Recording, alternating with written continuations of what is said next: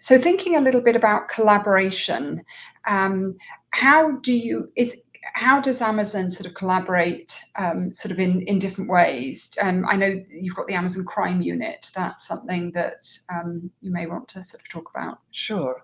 Yeah, I mean, so we have these, we have different pillars in our brand protection strategy. So, the first ones are really having these really robust proactive controls, which I discussed earlier, with AI really analyzing all these data points and preventing problems before they happened. But then we also have these very important partnerships and collaborations with brands and law enforcement. And yeah, I'm glad you're mentioning the counterfeit crime unit. It's this very important team at Amazon with people who come from law enforcement. You have former attorneys, former federal agents, really working together with brands to submit, sometimes criminal referrals or work on, or but do joint lawsuits.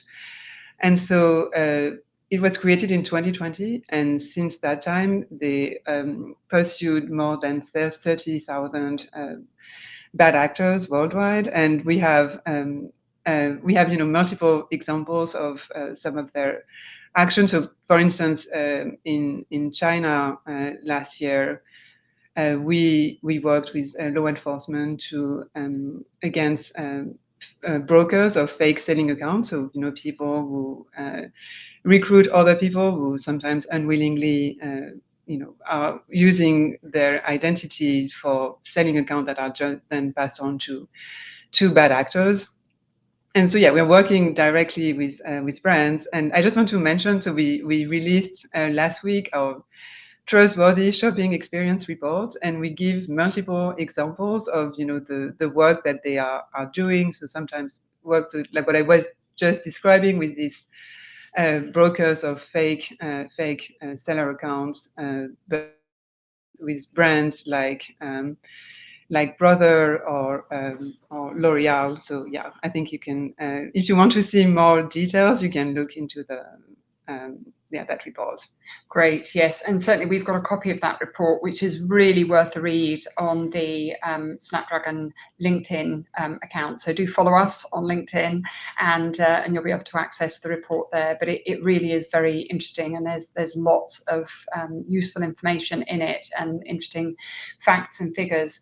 And I think that we, in addition to sort of opportunists who sort of, I think, may on a small scale ride on the coattails of a brand success, we certainly see an increasing amount of counterfeit activity that's driven by organized and professional networks, and that target often multiple brands, particularly in the sporting arena. And so they might be copying one team or one event, but in the same way they're immersed in doing the same thing against others.